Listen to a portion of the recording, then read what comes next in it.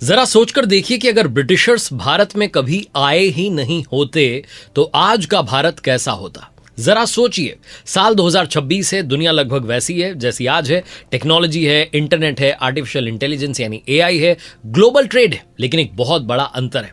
इस टाइमलाइन में ब्रिटिश कभी भारत नहीं आए। हम सिर्फ एक सोच की बात कर रहे हैं। ना ईस्ट इंडिया कंपनी आई, ना प्लासी की बैटल हुई, ना लगभग 200 साल का ब्रिटिश रूल रहा। अब सवाल ये उठता है कि क्या आज भारत दुनिया की सबसे बड़ी इकोनॉमी होता अगर ब्रिटिशर्स नहीं आए होते? क्या हम अमेरिका से और चाइना से आगे होते? क्या इंडियन कंपनीज पूरी दुनिया पर राज कर रही होती, या फिर भारत इस समय कई अलग अलग देशों में बटा हुआ होता? ये एक ऑल्टरनेट हिस्ट्री सिनेरियो है, यानी ऐसा इतिहास जो हुआ तो नहीं है, लेकिन अगर होता तो क्या हो सकता था। इसलिए जो मैं बताने जा रहा हूं इसका कोई 100% करेक्ट जवाब नहीं है, लेकिन हिस्टोरिकल फैक्ट्स, इकोनॉमिक फैक्ट्स, जो डेटा है, उस समय की जो पॉलिटिकल कंडीशंस हैं, उनको देख करके हम यहां एक लॉजिकल एनालिसिस करने जा रहे हैं। आप देख रहे हैं दुनियादारी, मैं हूं आरजे कार्तिक। एक एक करके सारे सवालों के जवाब देते हैं। तो सबसे पहला सवाल, ब्रिटिशर्स के आने से पहले इंडिया कितना पावरफुल था? आज अक्सर सोशल मीडिया पर दो एक्सट्रीम व्यूज देखने को मिलते हैं। एक कहता है कि भारत हमेशा से गरीब था और ब्रिटिशर्स ने हमें डेवलप किया, हमें विकसित किया। दूसरा कहता है कि भारत पूरी दुनिया का सबसे अमीर देश था और ब्रिटिशर्स ने आकर के सब कुछ बर्बाद कर दिया। सच्चाई इन दोनों के बीच में कहीं है। 1700 के आसपास इंडिया दुनिया की सबसे बड़ी इकोनॉमीज में से एक था। भारत केवल एग्रीकल्चर बेस्ड इकोनॉमी नहीं था, बल्कि मैन्युफैक्चरिंग, ट्रेड और हैंडीक्राफ्ट्स का भी एक ग्लोबल हब था। भारतीय टेक्सटाइल इंडस्ट्री की पूरी दुनिया में डिमांड थी और भारत का कॉटन, सिल्क, स्टील, स्पाइसेस और हैंडक्राफ्ट जो प्रोडक्ट्स हैं, ये यूरोप, मिडिल ईस्ट और एशिया के कई कंट्रीज में एक्सपोर्ट होते थे। उस समय यूरोप के जो अमीर लोग हैं वो इंडियन कपड़ों को लग्जरी प्रोडक्ट मानते थे। इंडिया के कई सारे ग्लोबल ट्रेड सेंटर्स की तरह जो है शहर वो काम करते थे। इसलिए कहना तो गलत होगा कि ब्रिटिश किसी गरीब देश में आए थे। वो तो एक ऐसे देश में आए थे जिसकी इकोनॉमिक पोजीशन दुनिया में काफी मजबूत थी। तो अब सवाल आता है कि फिर भारत की स्थिति बदल कैसे गई? जब ईस्ट इंडिया कंपनी ने धीरे धीरे पॉलिटिकल कंट्रोल हासिल करना शुरू किया, तब इंडिया की इकोनॉमी का स्ट्रक्चर बदलने लगा। पहले इंडिया फिनिश्ड गुड्स जो है एक्सपोर्ट करता था, लेकिन धीरे धीरे उसे रॉ मटेरियल सप्लायर में बदल दिया गया। फॉर एग्जाम्पल, भारत से कॉटन ब्रिटेन भेजा जाता था, फिर ब्रिटेन की फैक्ट्रीज में उससे कपड़ा बनाया जाता था और वही कपड़ा वापस भारत में बेचा जाता था। इससे भारतीय इंडस्ट्रीज को नुकसान हो रहा था। धीरे धीरे ट्रेडिशनल इंडस्ट्रीज कमजोर होने लगी। इंडिया की ग्लोबल इकोनॉमिक जो शेयर है वो कम होने लगी। जो देश कभी वर्ल्ड मैन्युफैक्चरिंग का एक बड़ा हिस्सा था, वो धीरे धीरे इंडस्ट्रियल कंपटीशन में पीछे चला गया।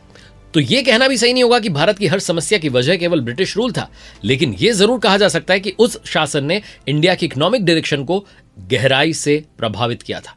तो सवाल आता है कि क्या ब्रिटिशर्स नहीं आते तो भारत दुनिया की सबसे बड़ी इकोनॉमी बन जाता? ये सबसे पॉपुलर थ्योरी है, लेकिन रियलिटी थोड़ी कॉम्प्लेक्स है।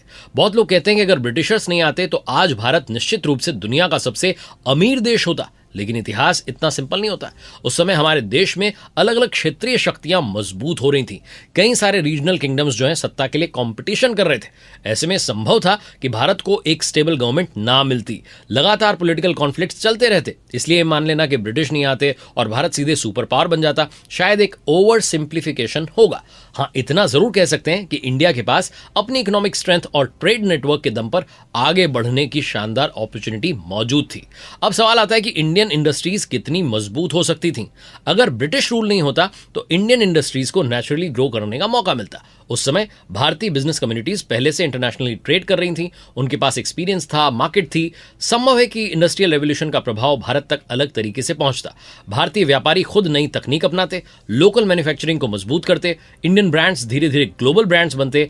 आज जिस तरीके से जर्मनी इंजीनियरिंग के लिए, जापान मैन्युफैक्चरिंग के लिए जाना जाता है, हो सकता है कि Bharat textile, steel, luxury products और ग्लोबल ट्रेड के लिए दुनिया का बहुत बड़ा नाम होता। इंडिया की वेल्थ इंडिया में इन्वेस्ट होती। किसी भी देश की ग्रोथ इस बात पर निर्भर करती है कि उसका जो धन है वो कहां इन्वेस्ट हो रहा है। अगर किसी देश से लगातार पैसा बाहर जाता रहता है तो उसकी डेवलपमेंट इंपैक्ट होती है, लेकिन अगर वही पैसा देश के अंदर इंफ्रास्ट्रक्चर पर, एजुकेशन पर, हेल्थ केयर पर और इनोवेशन पर खर्च होता है तो उसका इंपैक्ट आने वाली जनरेशंस तक दिखाई देता है। तो बात यह है कि अगर ब्रिटिश रूल नहीं होता तो भारत में पैदा होने वाला जो बहुत बड़ा वेल्थ है, जो पैसा है, वो यहीं रहता। नए पोर्ट्स बनते, इरिगेशन सिस्टम्स डेवलप होते, यूनिवर्सिटीज खुलती, रिसर्च सेंटर बनते, इंडस्ट्रियल सिटीज तेजी से डेवलप होती। पॉसिबल है कि इंडिया की इकोनॉमिक ग्रोथ कहीं अधिक तेज होती और इंडस्ट्रियलाइजेशन भी जल्दी होता। अब एक और सवाल कि क्या भारत ज्यादा एजुकेटेड होता? जब भारत आजाद हुआ था तब लिटरेसी रेट बहुत कम थी। देश की बड़ी आबादी प्राथमिक शिक्षा बेसिक एजुकेशन से भी दूर थी। अब सवाल यह कि अगर ब्रिटिश रूल नहीं होता तो क्या एजुकेशन सिस्टम बेहतर होता? इसका सीधा जवाब मुश्किल है, लेकिन पॉसिबिलिटी जरूर थी। भारत की जो शिक्षा प्रणाली है दुनिया में प्रसिद्ध रही है। नालंदा और तक्षशिला जैसे विश्वविद्यालय उस समय दुनिया के लर्निंग सेंटर्स माने जाते थे, जब दुनिया के कई हिस्सों में आधुनिक शिक्षा की शुरुआत भी नहीं हुई थी। अगर ये ट्रेडिशन जो है मॉडर्न ईरा तक लगातार डेवलप होता तो दुनिया में भारत की शिक्षा का डंका बज रहा होता। एक एजुकेटेड पॉपुलेशन केवल पढ़ी लिखी पॉपुलेशन नहीं होती है, वो इनोवेशन करती है, बिजनेस बनाती है, बेहतर गवर्नेंस देती है और साइंटिफिक थिंकिंग को बढ़ावा देती है। इसलिए एजुकेशन शायद उन क्षेत्रों में से एक होती जहां इंडिया सबसे आगे होता। लेकिन सबसे बड़ा ट्विस्ट कहानी का यह है कि क्या इंडिया यानी भारत एक ही देश बना रहता? ये शायद इस पूरे वीडियो का, इस पूरी कहानी का सबसे इंटरेस्टिंग पॉइंट है। आज हम भारत को एक देश के रूप में देखते हैं, लेकिन 1700 के आसपास ऐसा नहीं था। अलग अलग साम्राज्य थे और उन साम्राज्यों के बीच में, उन शक्तियों के बीच में अपनी अपनी जो है प्रतिद्वंदिता चल रही थी। अगर कोई एक्सटर्नल पावर पूरे सब कॉन्टिनेंट पर कंट्रोल स्थापित नहीं करती तो संभव है कि क्षेत्र आगे चलकर अलग अलग देश बन जाते, ठीक वैसे ही जैसे आज यूरोप कई देशों में विभाजित है। इसलिए पूरी तरह संभव है कि आज का साउथ एशिया कई स्वतंत्र देशों में बटा हुआ होता। ऐसी स्थिति में इकोनॉमिक ग्रोथ, फॉरेन पॉलिसी और ग्लोबल इन्फ्लुएंस का स्वरूप भी अलग होता। सवाल यह भी उठता है कि क्या रेलवेज, लॉज और एडमिनिस्ट्रेशन नहीं होते? एक कॉमन बहस होती है कि ब्रिटिशर्स ने इंडिया को रेलवेज दिए। ये कॉमन आर्गुमेंट है कि ब्रिटिशर्स ने इंडिया को रेलवे दिया, लीगल सिस्टम दिया, मॉडर्न एडमिनिस्ट्रेशन दिया। लेकिन एक इंपॉर्टेंट बात समझनी होगी कि रेल का आविष्कार केवल ब्रिटेन के लिए नहीं हुआ था। इंडस्ट्रियल रेवोल्यूशन तो पूरी दुनिया को बदल रहा था। नई तकनीक लगातार फैल रही थी। अगर ब्रिटिशर्स नहीं आते तब भी रेलवेज इंडिया में पहुंच जाती, मॉडर्न लॉज भी बनते, एडमिनिस्ट्रेटिव सिस्टम्स भी बनते। हाँ, उनका डिजाइन अलग होता, पर्पस अलग होता और उनका कंट्रोल भारतीय जो राजा हैं उनके हाथ में होता या बिजनेस ग्रुप्स के हाथ में होता। इसलिए मॉडर्नाइजेशन को केवल ब्रिटिशर्स का रिजल्ट मानना पूरी तरीके से सही नहीं होगा। तो फाइनली कंक्लूजन क्या निकलता है? अगर ब्रिटिश भारत में कभी नहीं आते तो संभव है कि भारत आर्थिक रूप से ज्यादा मजबूत होता, भारत की इंडस्ट्रीज को ज्यादा ग्रोथ मिलती, वेल्थ का बड़ा हिस्सा इंडिया के भीतर इन्वेस्ट होता, एजुकेशन और ट्रेड में हम एक अलग डायरेक्शन में होते, बहुत आगे होते।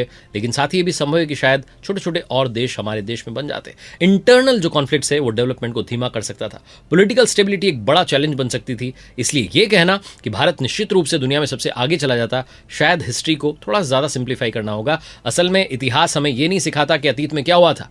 इतिहास हमें यह भी सिखाता है कि किसी भी देश की सक्सेस केवल फॉरेन पावर से तय नहीं होती है। लीडरशिप, इंस्टीट्यूशंस, एजुकेशन, इनोवेशन और नेशनल विजन भी उतने ही इंपॉर्टेंट है। इसीलिए सवाल ये नहीं है कि अगर ब्रिटिशर्स नहीं आते तो क्या होता। सवाल तो यह है कि आज हमारे पास जो अवसर हैं क्या हम उनका पूरा एडवांटेज ले रहे हैं? क्योंकि पास्ट को तो बदल नहीं सकते, लेकिन फ्यूचर अभी भी हम इंडियंस के हाथ में है। जय हिंद, जय भारत।